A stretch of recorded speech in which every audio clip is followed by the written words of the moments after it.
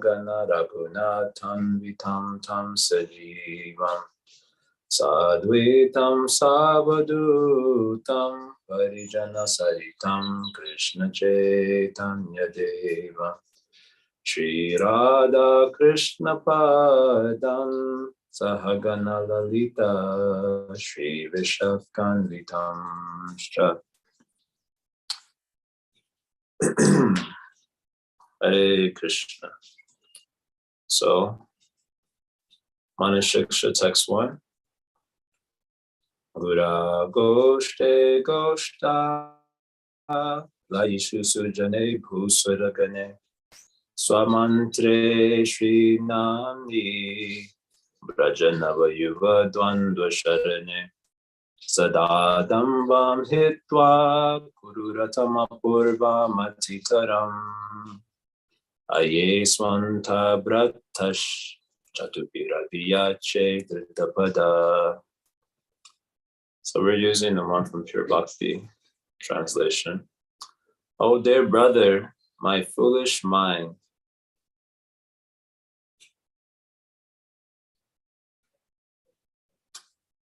Taking hold of your feet, I humbly pray to you with sweet words.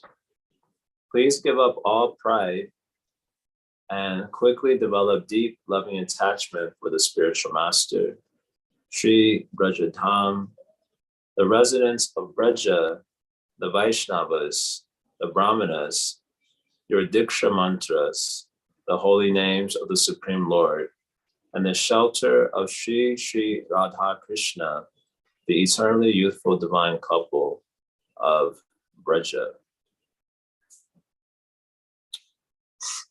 So yesterday we heard that the essential instruction for Gaudiya Vaishnavas, Tanama Rupa Charitadi Sukirtananu, Smrito Kremena Rasana Manasina Yoja, Tishtam Raje Ta Anurag Jananugami Kalam Nayat, Akilam Itupadesha Sara.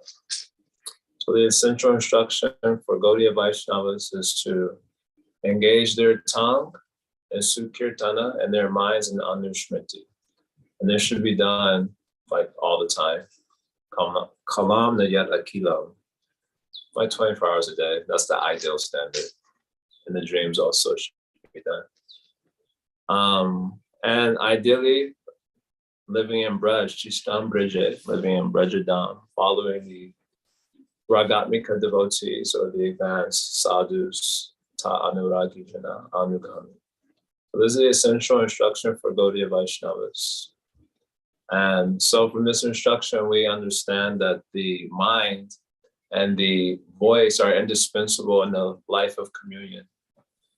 It is not that we can remain empty-headed. Tadvana riktamatayo yatayo piruda shoto ganastam aranam bhajavasudeva. That was the verse I quoted yesterday. We cannot remain empty-minded like the Gyanis and the yogis who refuse to meditate on Krishna. If we do like those yetis, then we will not be able to resist the seductive riptide of sensuality, shotaganas. It's like a riptide, just always, inviting, and we get caught. So the mind is indispensable to our life of prayer or life of communion, life of bhajan. So since it is indispensable, we have to make the mind a friend. This point. We have made enemies of our mind. We have made enemy. Krishna says in Bhagavad Gita, the mind can be friend or enemy of the self. So we have made enemy of the mind. We give the mind bad rap also, isn't it? First, we put all nonsense in the mind, all nonsense, some scars we put in the mind.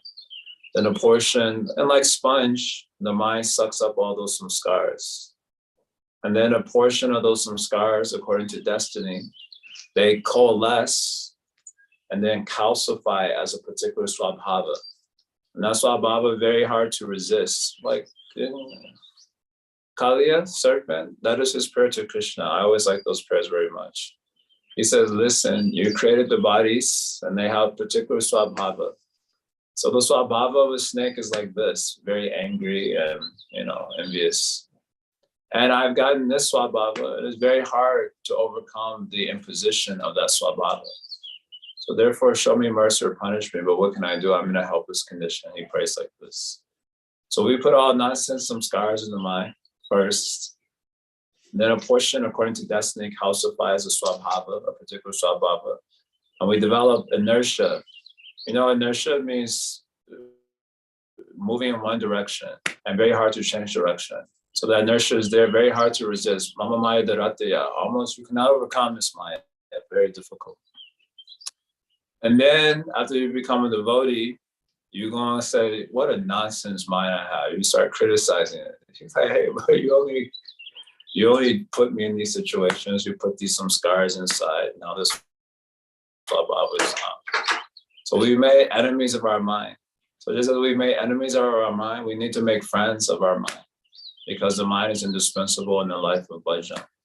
So Raghunath Das Goswami praying to the mind. Aye swanta bratash chatubira biyache dritapada. So he refers to the mind here as brother. Why should the mind be an enemy? The mind should be a brother. Swantaha is a reference to the mind, the inner self. The inner self should be our brother, helping us to achieve our goal. In fact, we cannot, the soul without mind cannot accomplish bhakti. It cannot accomplish any sadhana actually without a body and mind. There is no sadhana possible. So the mind should be brother. It should not be made enemy. So the approach to the mind a little bit different in bhakti than in other processes. It said dritapada, grabbing the feet of my brother, my inner self, the mind. Chatubira biyache, he's praying to the mind with sweet words. We're trying a different approach to the mind than the Gyanis and the yogis. So their method is a little bit harsh, not a little bit harsh, very harsh. They become, and this happens to devotees also. So as you find out that you're not this body, then immediately the body becomes your enemy. And we take a negative approach towards the body and mind. This happens to many devotees actually also. It's a Gyani thing. I am not this body. The body is a cause of so much misery also. We said this, what is that? Kleshanapi asada. Kleshanapi, kleshad asadeha, what is that verse? Unam pramata kurute vikarmaya indriyapati apanoti nasadamanya yatapanoya asadapi kleshada asadeha. So the body is called Sarah kleshada, giving misery. So as soon as you find out you're not the body, then the body becomes your enemy. Mind becomes enemy. Like the Gyanis and yogis. So we should not be like Gyanis and yogis and make the mind enemy or body enemy.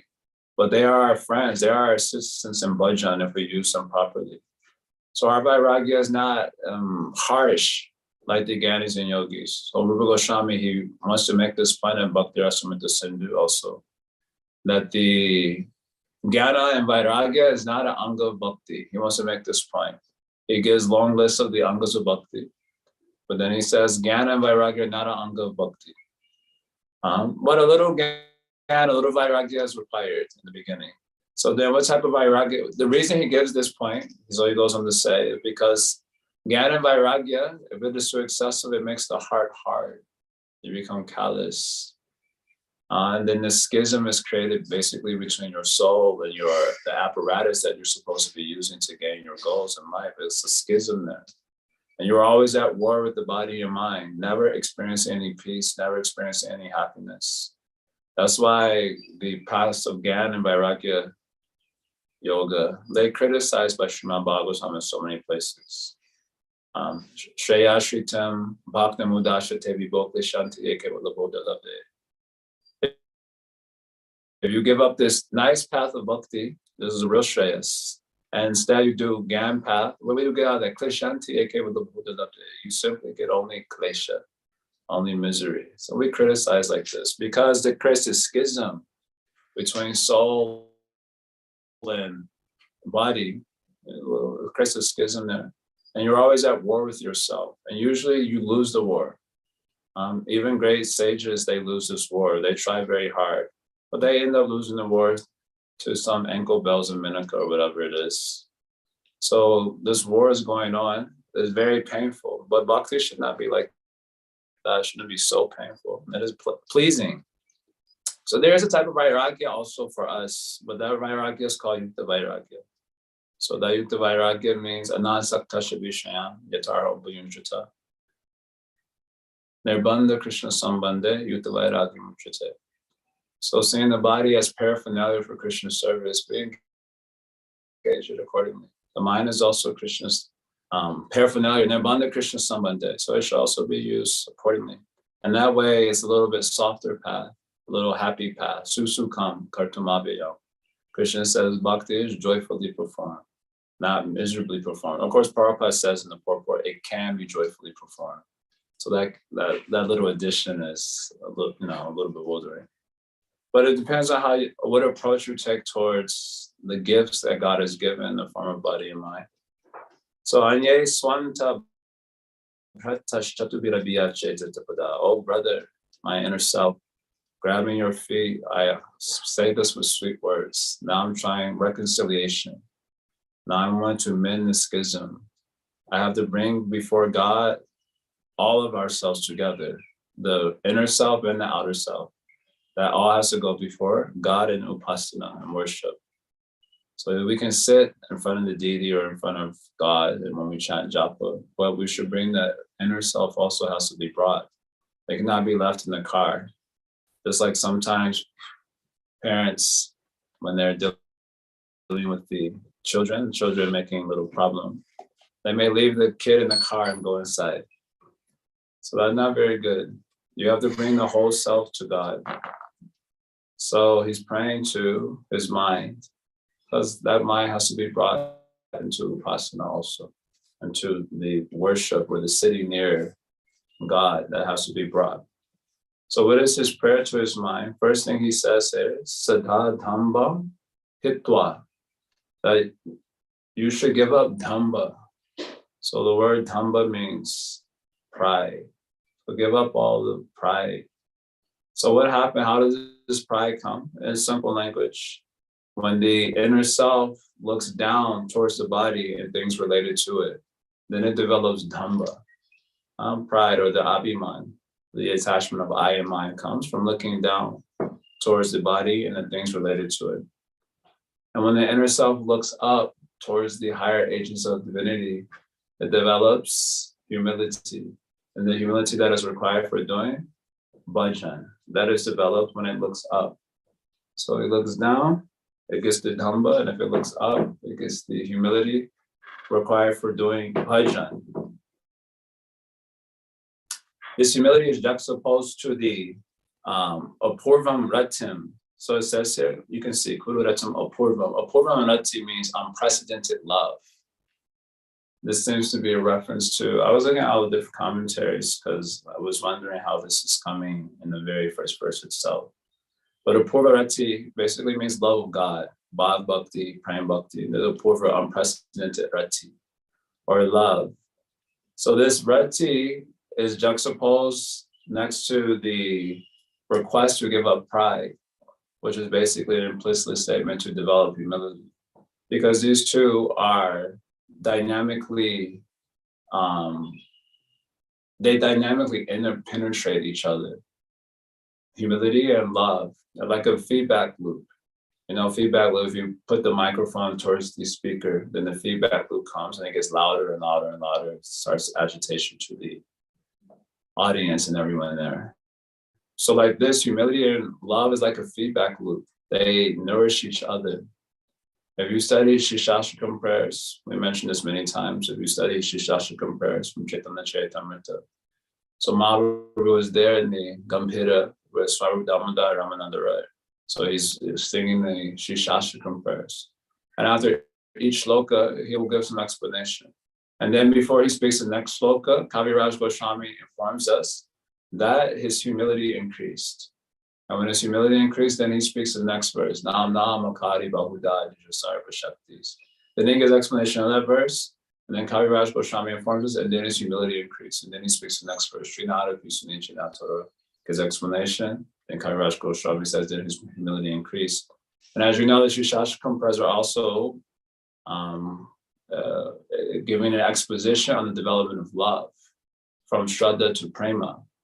So love and humility are being woven together in the Shishashikam prayers in the presentation of Chaitanya Charitamrita. there's a feedback loop, so to speak, or they mutually interpenetrate each other. You cannot tell which one is cause or effect, or they're both cause and effect to each other. If prema is the cause of humility, and humility is also the cause of prema. They both have this relationship of cause and effect of each other. So says Sanatana Goswami and Brihabhagavatamrita. So it's interesting that these two are being kind of juxtaposed in Raghunath Das Goswami's prayers. First, he's saying, give up the pride. Basically, humility is required. Then there can be a purvareti development. Otherwise, you cannot develop unprecedented love. That is not possible if you have confidence in the objects of body and mind. If your inner self is directed outward towards body and mind, then you cannot develop a purvareti. Because the purvareti is in the opposite direction. Just like if temple is in the east and you're driving west, how you will get to the temple? And not possible. Yeah, you not go full circle. You run into the ocean and drown, and not full circle, go around. So this purvareti in one direction, is in the inner direction, inside, and this body-mind infatuation in the outside direction. So you cannot develop a purvareti if the inner self is directed downward towards body and mind, develops dhamma. So Queen Kunti has also said this thing. Janmai Shraya Shrutashri Vedamana Madapuma Eva Arhiti Abhidhatum by Tamla Kinchana Golochana. The very famous verse I quote it oftentimes also.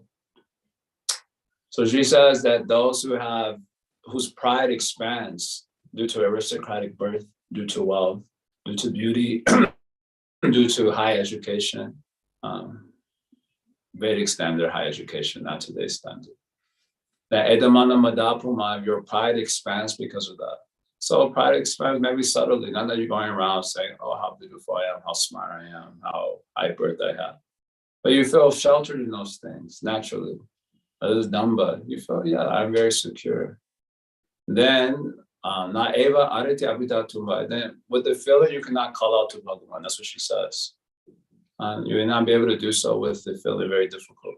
Not very difficult, basically impossible.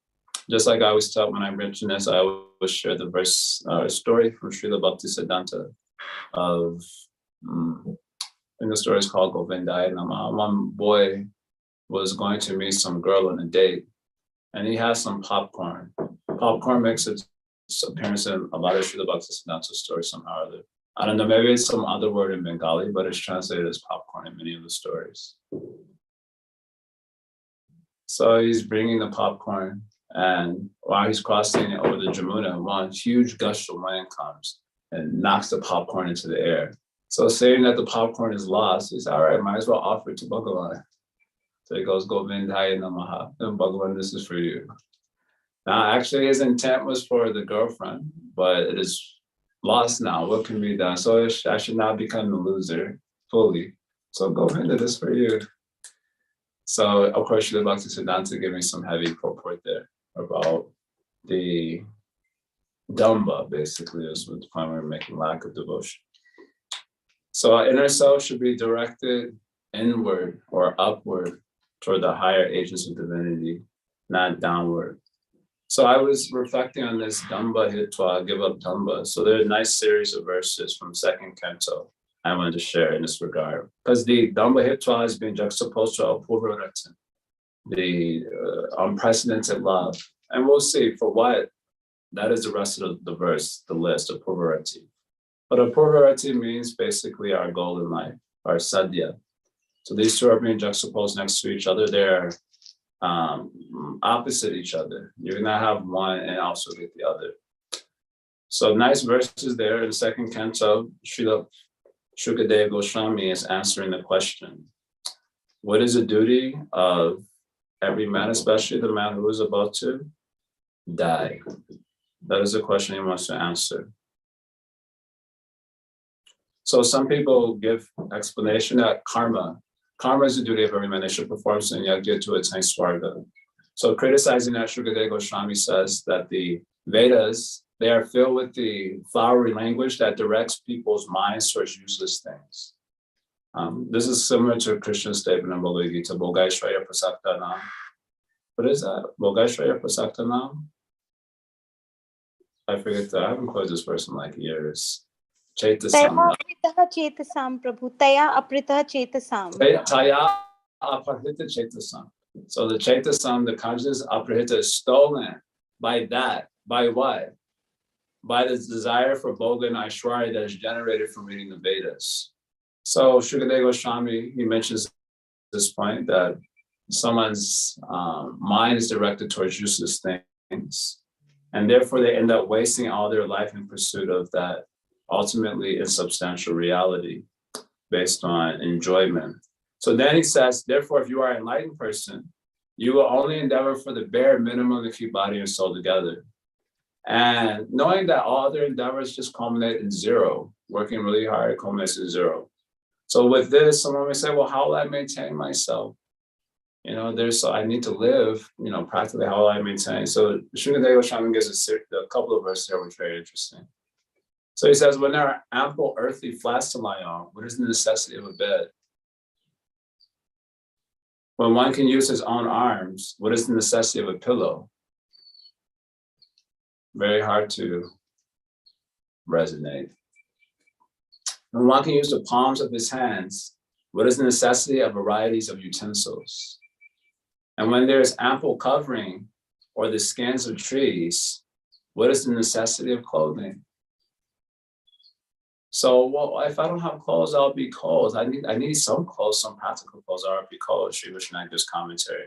So Shukadeva Goswami, apparently in a spirit of disbelief or incredulity, are there no clothes lying on the common road?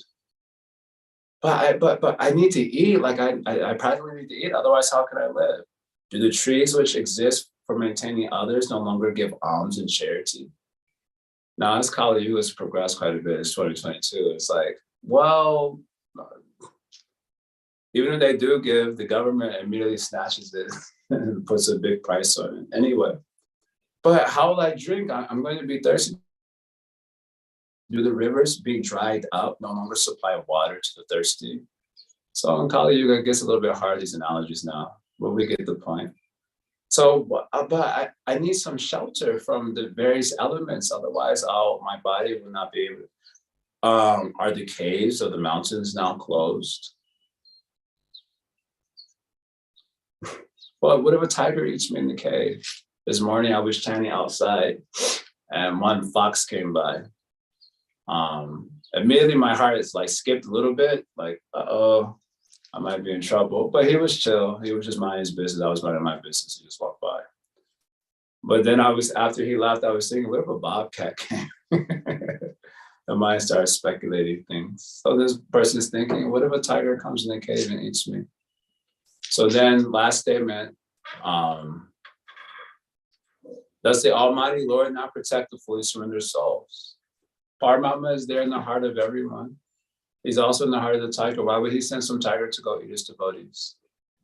So why then do the learned sages go to flatter those who are intoxicated by heart and wealth? So this is a criticism of bhaktas or transcendentalists who try to live by dependence on others like wealthy persons.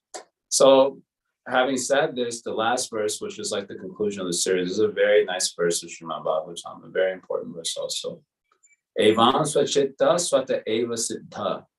This verse is 226, a very, very beautiful verse. Atma prayorto bhagavanananta tam nivrito niyatarto bhajita samsara hetu paramashcha yatra. So evam means thus. So thus means situated in detachment from phenomena. In other words, we've directed our inner self towards the body and the things related to it, and we become attached to it, thinking how I can live without it. So Srikadeva Goswami just criticized that in 2 verses, and then he wants to make a concluding point. So he says evam. So evam means thus being situated in detachment from those phenomenal things that we tend to get attached to. Being this situated in detachment, tam nivrito niyatarto bhajeta, and fixing our intentful regard, niyatarta. Niyatarta means intentionally approaching tam means him, that reality which is blissful, we should perform bhajan of Krishna, basically. So then he gives all these adjectives to describe who is this reality that he's referring to. Swachitta swata eva siddha. So he is self-existing in the interiority of consciousness. Swachitta swata eva siddha. Why? Because he is the Atma. He is the soul of our soul. The soul of our soul. So he is situated in the interiority of consciousness. He is our very self. And because he is our very self, he is actually Priya. He is a natural object of affection. This language comes so much in the Bhagavatam, particularly in Srimad Bhagavatam. I mentioned this many times, I mentioned it again. You know, in Srimad Bhagavatam, after Lord Brahma stills the cowherd boys, and Krishna expands himself as all the cows and cowherd boys. And the residents of Gokula, they show more affection for their children and cows when they were expansions of Krishna than when it was their actual children. So Parikshit Maharaj is a little bit confused about this. I'm confused, he's asking a question. He says, normally people have more affection for their own kith and kin than for others' kith and kin. That is not. But it is saying that when their children and cows, when they were expansions of Krishna, they show more affection. In fact, even if they weren't there, they were always showing more affection for Krishna than for their own kith and kin. So how is this possible? That usually doesn't happen. So then this series of verses mentioned by Shukadeva Goswami, he says, it is certain the self that is most dear to everyone.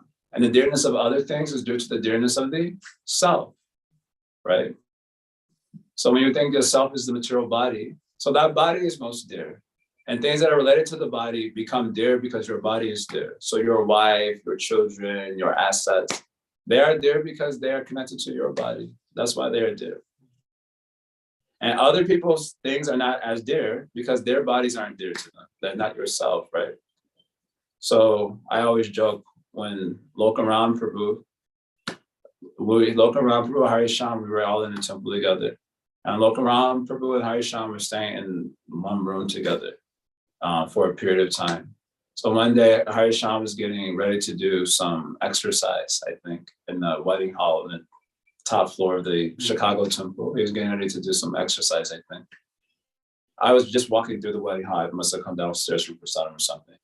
And Lokaram, at the time he was about to look, he said, hey, my computer got stolen out of the temple. Because many times people were coming to the temple and stealing things because the temple was just always open. Everything was completely open. From our room. They stole yeah, from I know. our room.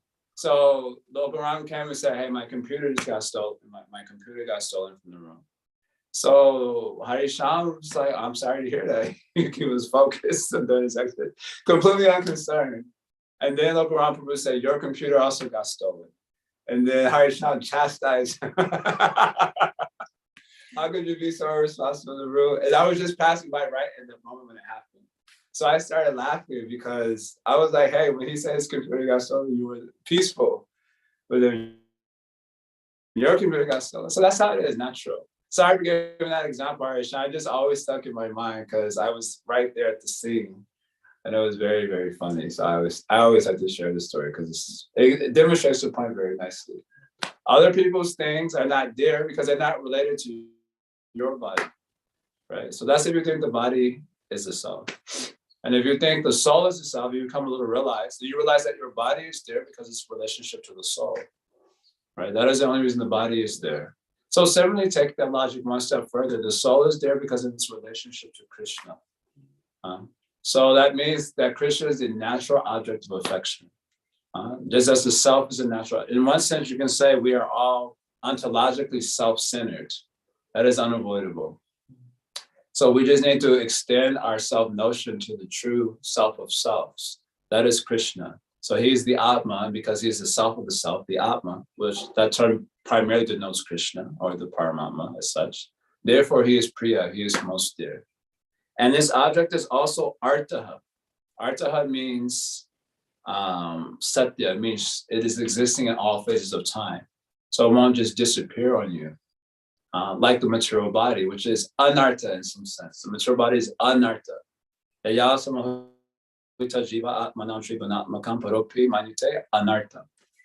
is anartha. In this sense, in the context of this verse, anartha means not existing in all phases of time.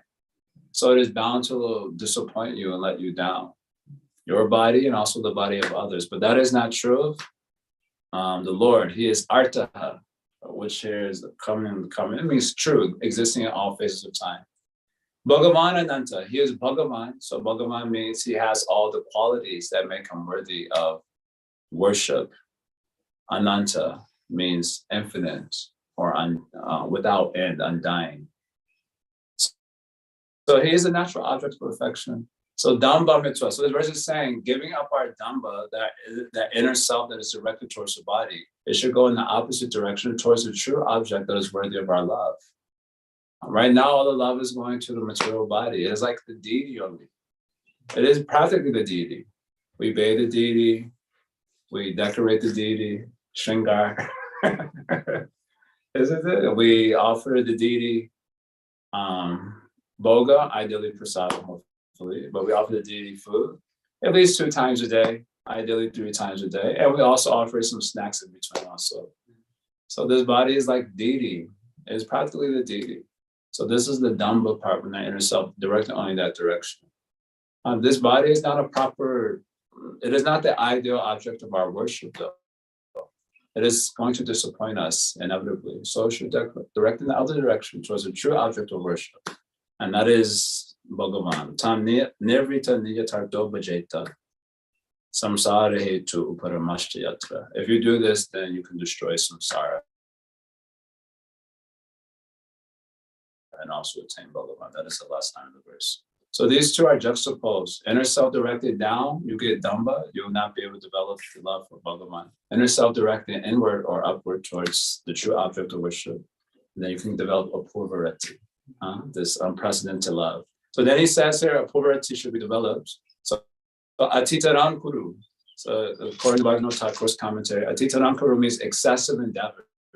And he says this means that we should not have the mentality that somehow or other it will come automatically. That's what sometimes we like to say in Krishna conscious movement. Giving up Damba and developing Apurvarati, one should not have the mentality that somehow or other, if it is in my destiny, I will develop it.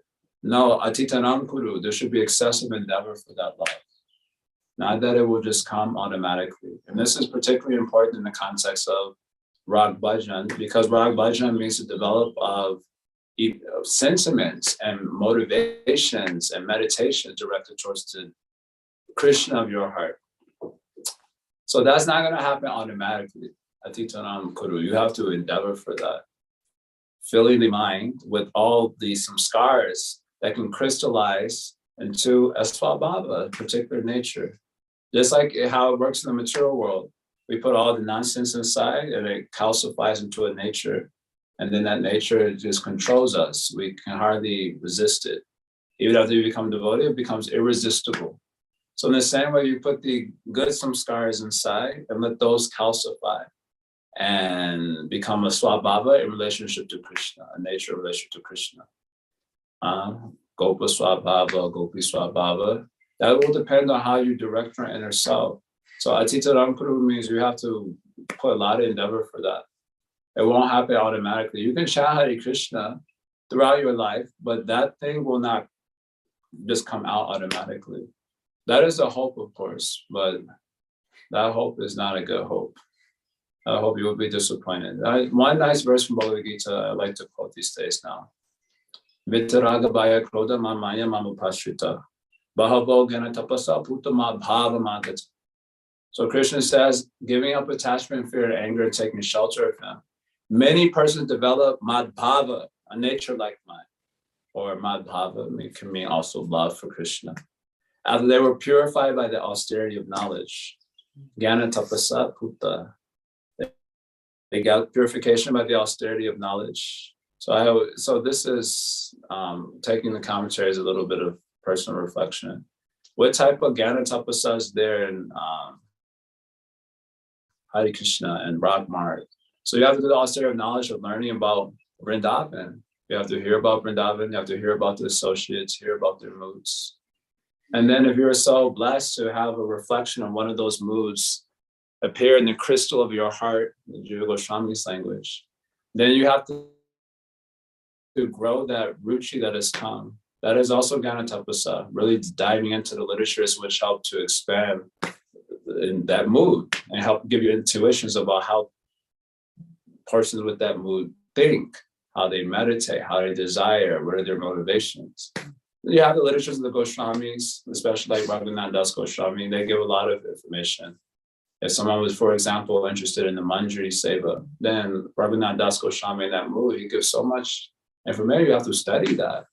Then you can also, what are you studying? Basically, what you're inserting into your psyche are bhakti vasanas. And those bhakti vasanas, you keep putting in, they coalesce like a cluster, and then they solidify, and that becomes your attitude towards Krishna consciousness. And when you chant Hare Krishna with that spirit. So that's Jnana Tapasya, means that's the hard work of Krishna consciousness, that's Itaramkuru. But not that by not hearing, by not associating with these, that it will suddenly come up. That will not happen. So you should not put endeavor, Atitarankuru has to be there. Vidaraga Bhaya Krodha, also Gita is saying one should give up attachment, fear, and anger. Particularly the fear point, we like to zoom in on. Prabhupada says we should give up the fear of being persons, because our experience of personhood in the material world is so, what's the word? Disappointing, but more than that, it's a stronger word. Disappointing. Traumatic. Traumatic, that's a good one. Yeah, it culminates in sorrow, basically. So as a result of that, we take an impersonal position in relationship to reality. Whenever the sorrow is too much, then we become impersonal. And it manifests in many different ways. One way it manifests is by committing suicide, for example, this type of impersonalism. Another way it can manifest is, I'll not think anything, I'll just do what I'm told. Just do, just merge into the status quo and just like let it flow without any personal involvement in the process. So there's different ways impersonalism comes. So that we should give up the fear of being persons and to fully commit to the development of our personhood in relationship to Krishna. That's going to take a lot of endeavor. So there's a relationship between giving up pride and developing a polarity. So you have this Titaram Kuru in the middle. There are nice verses there. Gerne prayasam udapashanamante eva jivanti samukaritam bhavate yavartam stane sita shrutikatam tanuvamanobi ye prayaso ajita jito plesitrashti lokyam. So this prayasa is coming in that verse, right? First he says, Gane prayasam udapasha. You should give up Gan prayas. But there's another prayas mentioned in the verse. Ye prayasa, by this endeavor. What endeavor? The endeavor to, first of all, it says, giving up Gan prayas, you should offer your obeisances to the Samukaritam, Bhavadeya Vartam, the true, the devotees of Krishna, from whose mouths the Harikatha is always coming. And Jivanti means that's how you live, just like we live on milk and grains and so on. So the devotee life is coming from this Harikatha, Jivanti Samukaritam Bhavadeya Vartam. That's how he lives. That's how he's able to live. And then dedicated in this way, Stanesita, you don't have to change your social position. You could be where you are. That part is probably encouraging. Stanesita. But Shudikatam Tanuvamanover, dedicated body, mind, words to the hearing of Krishna. Then by that endeavor, Krishna becomes conquered. Otherwise, he's unconquerable. Normally he's unconquerable, but he can become conquered by that prayasa, by that endeavor. So there should be some prayas there. Not Gan prayas, not karma prayas, but this prayas. The classic example is Mother Jasoda and Krishna. That is a classic example. She made some prayas to chastise Krishna. And finally, there was competition between her endeavor and Krishna's desire not to be bound. But in the competition between the two, so informs Sri Vishwanath, her endeavor won out, and Krishna surrendered to her and allowed himself to be bound by his Kripa Shakti. By his mercy, he allowed himself to be bound by her. So that prayas has to be there between giving up pride and developing a purvarati. Having said that, now last thing is the purvarati should be for these. How many entities are here in this verse? Several entities. So maybe we'll cover some of this tomorrow also. Gura Goshte, Goshta, Laishu Sujane, Bhusuragane. So Mantre Shri Namni, Brajanava Yuva Dvanda Sharane. So Apovarati first. So in having given up Dhamma for the body, now directed towards these other objects, these forms of divinity, beginning with Sri Guru. That's the first. Give up Dhamma this way, now put it on this object.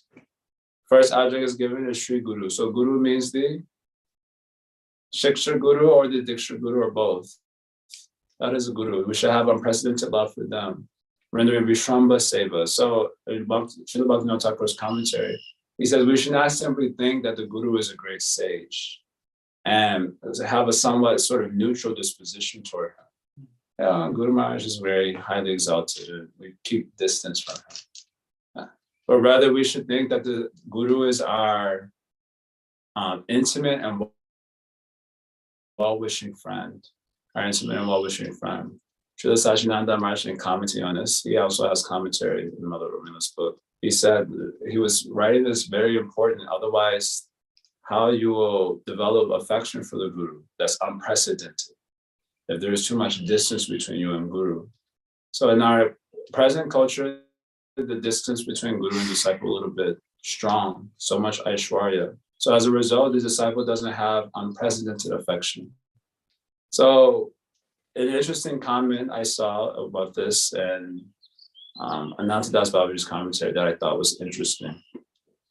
He says, if you take Krishna Bhajan to be the Angi and like the essential thing, and worship of the Guru to be the Anga, so just a part of that Krishna Bhajan, then he says that is ordinary affection, not unprecedented affection. But if you take the service of the Guru to be the Angi and Krishna Bhajan to be an Anga of that, then that is unprecedented affection. I like this comment very much because it follows something Sri Vishwanath also writes about. I should have pulled up the comment. I actually know it's in the fourth canto somewhere. I have to look it up. But Sri Vishwanath makes a comment about this, that if someone, it was said in the same wake of the comment of Anantadas Babaji's commentary. He makes this point that if you put your sadhana, kind of basically you do your sadhana, Shravana and Kirtan, your Shravana Bhajan, and your Guru service is just a part of that. But then, I forget the exact language that he uses, but he said that is ordinary. But if you're prepared to even put your sadhana bhajan in second place, basically, in service of the Guru, this is unprecedented affection. I'll find the quote and share it on the WhatsApp group. It's a very nice quote. It's actually a little bit stronger than I'm saying it now. It's pretty strong. I'm like, what? And the spirit is not that, okay, then I'm not doing the bhajan. That's not the point. But the point is, what is the sort of regard we should have for Guru Day? So unprecedented love for Sri Guru should be like this. It should be close. Not that he is just some sage where we keep the distance, but rather he's an intimate and well-wishing friend. Otherwise, it's very hard to develop that attachment if you don't feel that. And without that attachment, it may be very difficult to meditate on the Guru and to glorify the Guru. These are the two most important faculties in our prayer life, our meditations, our contemplations, and our voice, our vocal prayer. So if you're not able to have intimate feeling with Guru, it's very hard to meditate and pray to them, very difficult.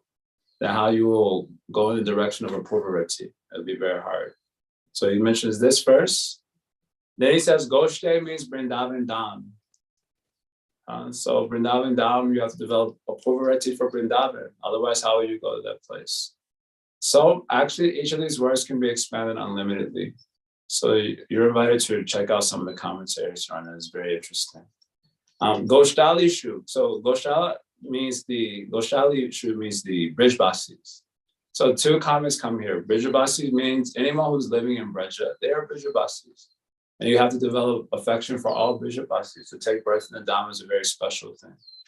But some of our commentators, Srila Bhaktivinoda Thakur particularly, and those in this line, he said Goshtalishu means those who live in Braja in their pure identity, the Uttam Bhagavatas. This is what he said. He suggests that this is the meaning here of Goshtalishu. to develop unprecedented love for the Brijvasis, means those who live in Braja, situated in their pure identity and relationship to Krishna. They are Uttam Bhagavatas. So that is also a comment there. Next is the Sujana. So Sujana is taken as the Vaishnavas. Without Vaishnava's mercy, the Krishna consciousness is not at all possible. Hiranyakashipu, we just celebrated the Chaturdasi, Nasimha Chaturdasi.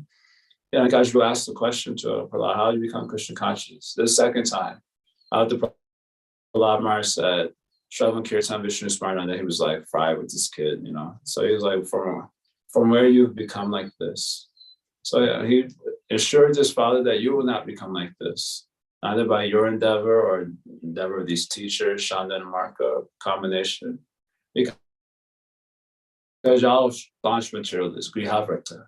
You're just simply chewing the chew and your sins are uncontrolled, you'll go to hell. Adanta go Bevishitam to Mishram, So he said, well, your teachers are Brahmins, you're saying they're like that. He said, these guys also, don't know what is the true meaning of life.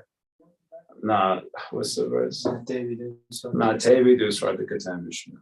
So these guys also don't know. They're like blind man leading another blind man into the ditch. Then the third verse he says, this is how you become Krishna conscious. What is that verse? Naishamatis Tavaruru Kurmangram Sparshartyanata Apagamoyararta. You know this verse? You knew the first two. You forgot. The third verse is like the clincher.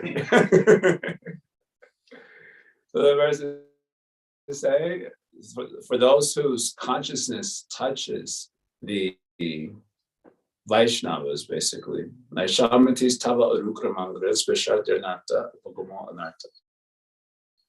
For those who bathe their consciousness in the dust from the feet of Vaishnavas, then they can destroy their anarthas, anartha upakamo yarartha. Otherwise, it's not possible. These sort of Vaishnavas like this. How do you bathe your consciousness in the dust? Okay, you can roll around in the dust also, that counts. But the bathing the consciousness in the dust, interestingly, Sri Vishwanath comments there, also means to meditate on the character of the Vaishnava, on his mercy, etc., etc. This is how you bathe the consciousness in the dust of the Vaishnavas. So Sujana, unprecedented love for the Sujana. Actually, all these words can be expanded on. They have, actually, the commentary to the first verse is the longest in all of them. But like one commentary is like 20 pages. I was just like, this is too much. Overwhelming. But they expand on all these words quite elaborately. So we're just giving you a little bit of a gloss here. And so Sujana, so Bhaktivinoda Thakur, his comment here is that the Sujana here actually refers to Vaishnavas of other sampradayas. So they are Madhyam Bhagavatas. And we also must honor them and have affection for them for the work they're doing to anchor divinity in this world. But he says these are Madhyam Bhagavatas. That's an interesting comment. Bhusaragane means the Brahmanas.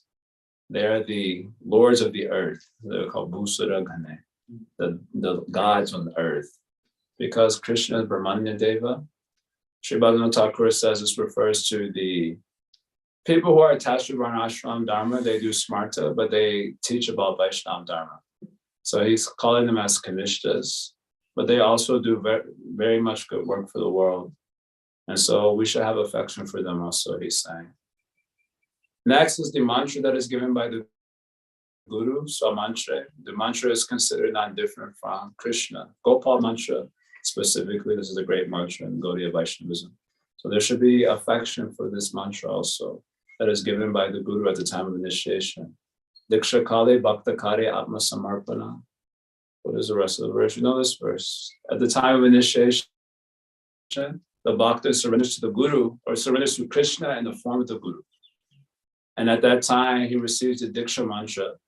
And at that time, Krishna considers that person, that surrendered person, as himself, Krishna Atma Sama, as good as his own self. So there should be unprecedented affection for the mantra, which is establishing that sambandha with the deity. This is the mantra that is also used in worshiping the deity. So there should be great affection for the mantra. Sri Namni means holy name. Bhaktivinoda Thakur's comment is very short here. Srinamni means the primary names of Krishna that are related to his leelas in the spiritual world, versus the secondary names which are related to his activities in the material world. Paramatma, Jagat Ishvara, Ishvara, these names that are related to cosmos. Not those names, but the primary names of Bhagavan related to his leelas in the spiritual world. Radha Kanta, Govinda, Gopijana Vallabha, Radha Madhava, and so on, these sorts of names. There should be unprecedented affection because that affection for the name is the primary instrument for developing love, especially in the age of Kali. Evam vrata swapriya namakritya jatanuraga drutachitta uchai. This verse, Evam vrata, be fixed in your vrata. So what is a vrata? To wander around the world without attachment, singing about your Lord without inhibition. Gayambila jo vichara sangha.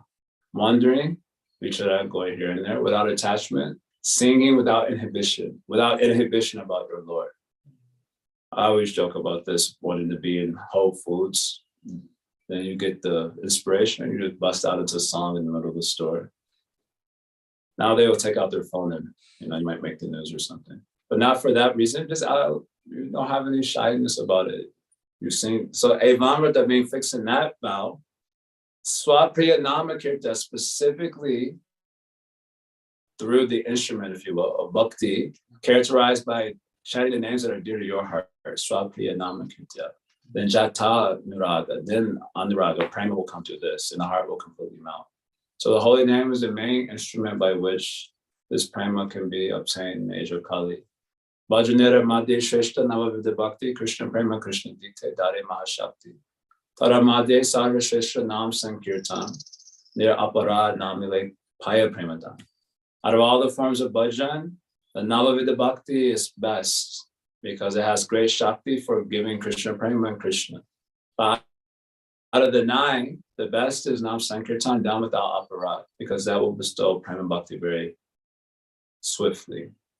This idea. So there should be. And finally, Braja, Nava, Yuva, Dvandva, Sharane. Shelter in the eternal, ever fresh divine couple in Vrindavan. More in this in the next verse, in the next 2 verses specifically. But at the end of the day, we want to go to Braj, so we have to develop our apurvariti, unprecedented affection for that divine couple. Otherwise, there will be some disturbance in the bhajan. We'll get more to that tomorrow. Okay, so we're going to stop there. That's the verse. Sada Dambam Hitva. Okie dokie. Anyone want to say anything? Or if there are no questions, then you can share my reflection. I have a reflection and a question. All right, Harisham, below. My reflection is, because of Hari Prabhu's recent visit, I'm really seeing things through this lens of how our access to rasa comes through the words and views of the acharyas. And so I'm appreciating how the acharyas seem to have this twin-fold focus, right? One, as you quoted from that second canto verse, this idea of establishing our sambandha with Krishna, to disconnect from the material world, to disconnect from that material identity. And then this other idea of understanding Krishna's world and what Krishna's world is like. So I can see that more clearly now, and that's, I can see how the acharyas are really trying to stress on that. On your comment on this phrase, what was the phrase? Apurvam rati, intense attachment, right? That was the verse. That was the phrase, Prabhu. Yeah. Was it okay? So I'm sorry. Yeah, that was a phrase. I don't know what you right. were at. So my question was, I was reading Srila Narayana Maharaj's commentary to it, and he was saying that, I was reading his commentary to Atitaram Kuru, and he was saying that one should endeavor with great eagerness to obtain Atmarati, blah, blah, blah, blah, blah. Here's the point. The more one's spiritual strength increases, the more the effect of one's furtive activities will diminish. And then he went on to say the purport of this instruction is that as long as the desire for reward-seeking activity is not diminished by the association of devotees, deep faith will not arise. So I was just thinking, is there, because there can also be a stage where one comes to bhakti and still has that reward-seeking mentality, right? What do we call that when even your spiritual activity is done for reward? Like one might be chanting one's rounds because it makes one feel good afterwards. One might be reading the Bhagavatam because you feel calm and you feel happy. is that also like, is that an extension of the reward-seeking mentality, or is that a natural consequence of wanting to participate in bhakti? Well, it's both. It's both. It can be both. Naturally, if you do bhakti, it is very pleasing. So the verse we quoted from Bhagavatam 226, tam nivrito, neyatarta bhajeta. So it's by directing intentful regard towards that reality. It is nivrita, it's blissful. Nivrita means like actually it causes the contraction away from matter. And the only way you can contract away from matter is because you're experiencing something blissful that allows or facilitates that contraction away from matter. So that is meaning nivrita means like a contraction, detachment. You're contracting away from matter because something blissful is causing you to do that. So that is the natural effect of niyatarta. Niyatarta, intentful regard, placed to Bhagavan. So if anyone does bhajan nicely, directing their intentions while doing bhajan, they'll experience a contraction away from matter due to the bliss of that bhajan. That is a natural effect. And if you like that effect and therefore you keep doing bhajan, that is very good. That is intelligent. But if your whole motivation comes only for getting that experience, that's the motivation, then when Krishna asks for a higher level of sacrifice, or say it another way, when Krishna hides that experience from us, well, we contract from Krishna also. So this thing will come up. So at that time, you could be tested. Like Mahaprabhu is saying, Nandanam Nanjanam Nasundarini Kavitam Vajagadisha Kame. Amajamani Jamanishwari Bhavata Bhaktara Hetuki Tvai. So birth after birth, give me that I hate to keep bhakti. I have no desire for money, blah, blah, blah, all these things are there. So you'll be tested also. You get a little bit of something and you contract away from matter. This is very good. So you think my motivation is very pure. So Krishna said, oh, it's very pure, very good. Now let me disappear from that bhajan. Not that he's disappeared, but now he is hiding himself. So then you don't see, or maybe you don't experience the beauty of that shining, this stuff. So at that time, what happens? So when Krishna hides from the gopis, at that time, what happened? They said, all right, let's go back home.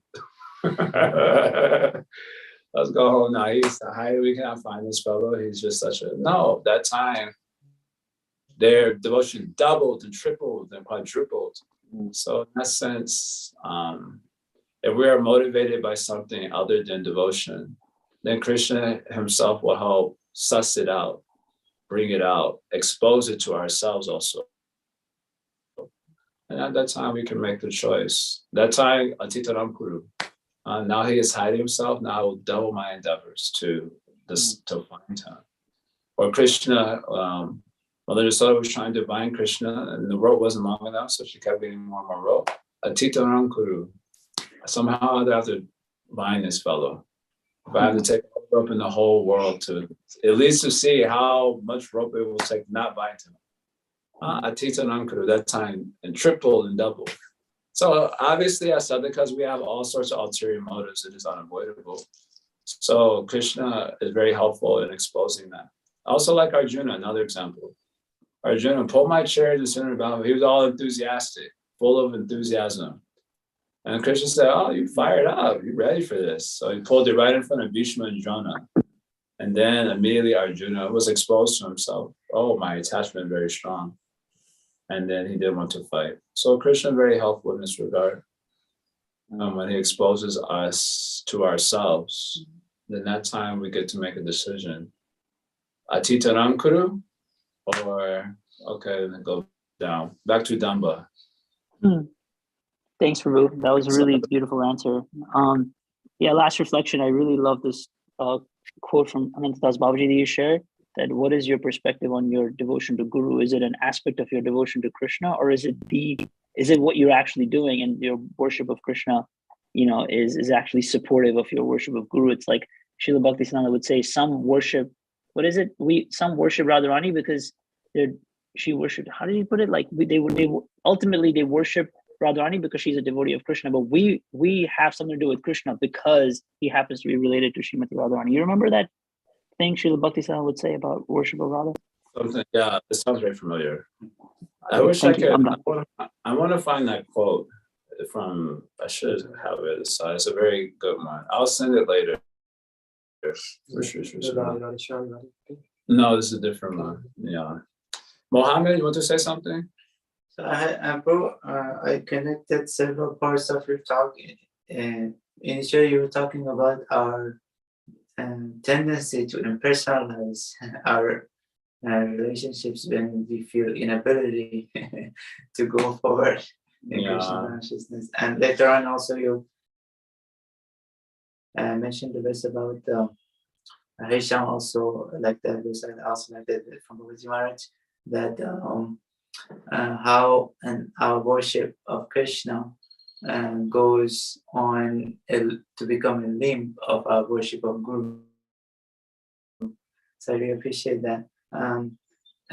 But there seems to be a tendency to hide behind the mercy of Guru. A tendency to hide behind the mercy of Guru, okay.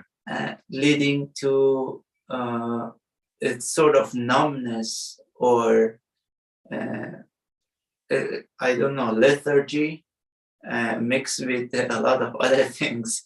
That says, okay, I really don't need to do anything. All I need to do is to worship my Guru, and that's it. I'll wait. Guruji, I always wait for your mercy to come to me, without supplying or actually doing my best in activity. So there seems to be a very strong tendency, and it's something that I'm always thinking how to get away from. No, I have to do my best. The mercy of Guru will come when I do my best. I remember this saying from Bhagavad Maharaj. I really love this statement, that when you want to do a service beyond your capabilities, yet you do not hesitate to do it, that's the moment empowerment occurs. Interesting. Yeah. So I really love this. So I was wondering how to, how to not fall into that loophole, which based on my understanding of Krishna consciousness, is not a healthy loophole to be in. Always, waiting for Guru to, like hanging on to the Guru's dhoti without doing my best in Krishna. Yeah, I do not. But at the same time, having that also in the back of my head, I always have to hang on to the dhoti of my Guru. So I share this story all the time from Srila Bhaktisiddhanta, mercy for the earnest only. I must have shared it already once. You must have heard it from me also. Mercy for the earnest only. I feel like I heard that. One man falls inside the well. And the sadhu comes and he throws a rope to pull him out. The man inside the well says, "Help me to grab the rope." So that's how the story ends. I kind of embellished it a little bit, saying the sadhu rolls the rope back up and walks out. All right, fella, good luck. So he says, he calls us to his mercy for the earnest only, that we have our share of the responsible work of becoming enlightened in Krishna consciousness. So mercy is the main factor. Mercy in the form of instructions, mercy in the form of motivation or inspiration that we get from associating, mercy in the form of having the opportunity to serve such great souls. There's so much mercy coming in different forms from our gurus and our Guru Jana, our sadhus. So much mercy is coming aside. But there's still some share the responsible work that we have in our own enlightenment. They've given the seeds, you can say, the seeds of conceptions, which we have to meditate on. And I like this word that Hari Prashad used over the weekend, transcreate inside our mind. And so we don't need translation, we need transcreation. We need to create the images of those verses in our mind so that that takes work. So we have our share the responsible work in our own enlightenment.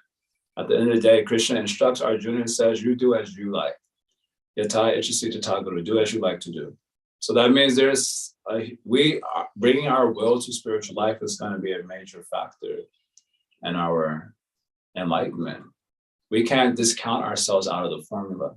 So I appreciate what you're saying about that. We hide behind the Guru's mercy. Everything is hang on to our Prabhupada's dhoti, 16+4, do some seva, and we're going back home, back to Godhead. I remember hearing this for the first time. We're going back home. I was at a Govardhan retreat with many devotees, senior devotees also. And this sort of point came up, just hang on to Prabhupada's dhoti. And I was a little off-put by it. I was like, what's the point of learning all these things if, this is the simple process? So I asked the senior devotee at that time, I said, Rupa Goswami says that Bhava is rarely attained because first you have to develop a Sakti, because Bhava only comes after a Sakti. So is that attachment not required? Is taste not required in the holy name? Simply holding on to the Dosani Hare Krishna without taste, without attention, without attraction. But if I just somehow can just do that, then I'm going to get and I said, if that is true, then why Rupa Goswami has discussed all these stages so elaborately? Why he said Ruchi, Bhakti, Asakti, Nishta, Bhava, Prema, why he's discussed all the development of consciousness, but I don't actually see that development of consciousness happening. So to your point, that's that sort of embrace of that idea. We need to hold on to the rope, but we have to hold on to the rope. So that's our part of the responsible work, right? You have to hang on and then allow the mercy to pull you up or whatever. So that tendency of hiding behind mercy without taking adult responsibility in our own spiritual life, I think it just reflects the general melees that's going on in the world today also, with not having the ability to take adult responsibility in life in general and kind of wanting to remain childlike. So the child is just held and carried everywhere. And so, it looks like something that we will have to, an obstacle that we'll have to overcome. So I always actually like to start the story though in this regard, mercy for the earnest only. So we have our will to our spiritual life is going to count for a lot. It's not like a minor factor in the development of heart. The major factor is the mercy of divinity, but that doesn't mean that our will is like an insignificant factor. That is also a major player, especially in terms of our receptivity. And that's all I can say for that right now. But I appreciate that. I also agree. It's a little hard. Okie dokes. One more, Prabhu. Okay. Mother, go. Yeah. Just to clarify, when you said that there is an element between pride and apurva rati, was that humility? Yeah, we were just saying that these two are juxtaposed next to each other.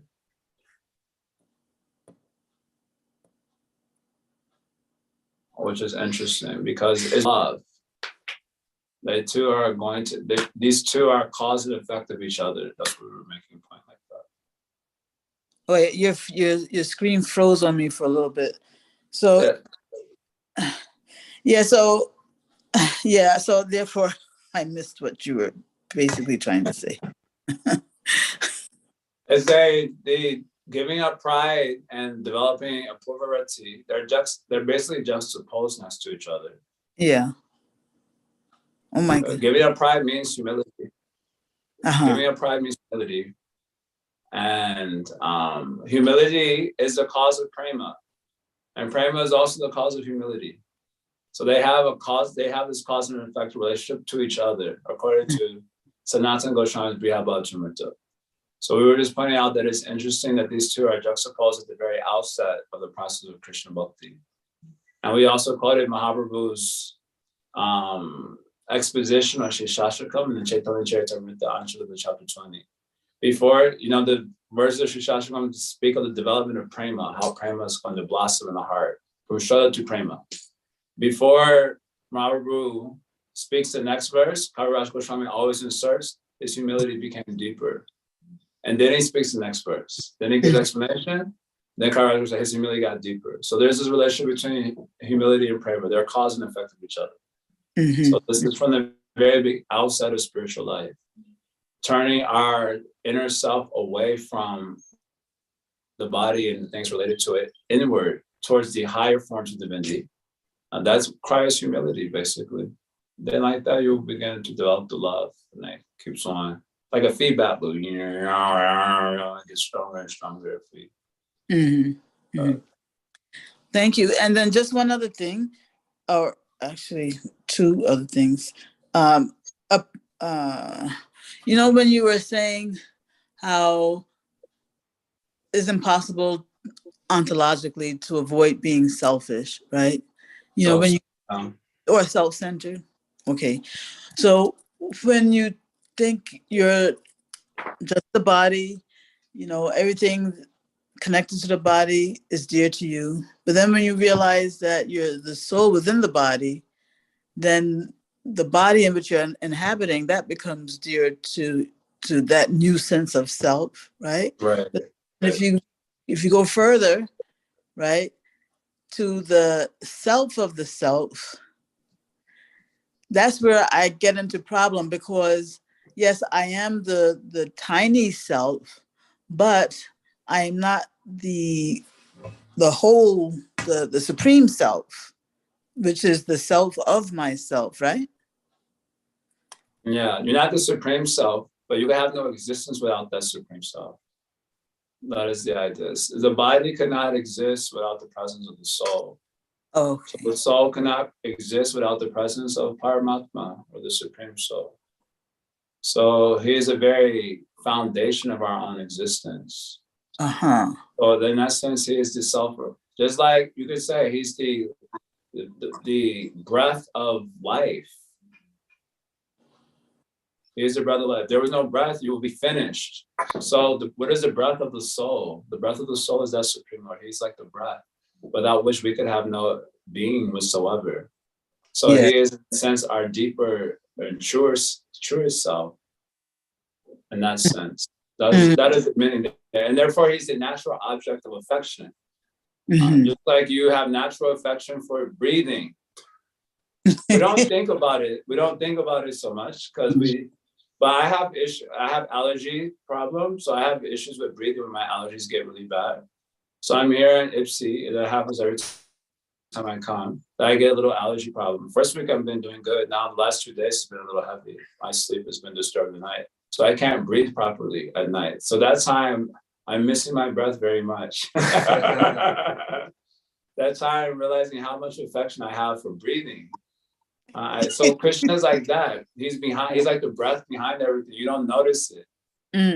But actually he is the real life that is allowing us to exist. So he is a natural object of affection. That is a sense that Bhagavatam is trying to get us. So he's a perfect object of affection. That is the idea. Very nice, very nice. Thank you so much. And the one last thing is, did you characterize suicide as impersonal because that's like the way to get away from relationships? Yeah, it's a way to get away from the sorrow of personal being. Right, we're struggling so much in these bodies, and we only have sense of material personhood. It's so frustrating, so disappointing. It always seems to culminate in sorrow. So just put it into it, and let me cease to exist. Of course, it must be quite a disappointment when you off yourself and you realize that you still exist. It must be quite traumatizing. So yeah, that's what I was saying. It's another manifestation of impersonalism. I'm so frustrated with personhood. I mean, be a non-person and just kill myself. That happens also. Okay, thank you so much. Okay, you want to say something final, or I said that you can get final? I should do afterwards. You can do afterwards also. I want to share the reflection that you mentioned earlier, that it's the Gyani approach to become an enemy of the body and the mind. That's very common taken, and it's a change of conception which takes like, hey, I have to work with my body and mind because sadhana means to engage body and mind in service. Right. And so that's, I was reflecting on that treating them as a friend, both body and mind, and working with them instead of ignoring them or always criticizing them. Yeah, our self-talk is what a nonsense mind. Yeah. You're like, homie, you only made me like this. You put all nonsense inside, and then it becomes hardened by repeated repetition. It becomes hardened, and now I'm moving in a particular direction that you only sent me in, and now you don't like the direction. You say, "What a nonsense!" It's just another way we can play victim. Another way we can play victim. We have to take responsibility. So now taking responsibility, approaching the mind, hey, I made a mistake. Now we're going in the wrong direction. Yeah. So now let us go in a better direction for both of us, which both of us can enjoy it. Yeah. So we need to bring everything to the table to Krishna. So you can't just like, okay, I'm gonna go and see a guy, stay outside, you guys. Like that. Or devotees chanting, sometimes devotees chant, because we're all struggling with our mind.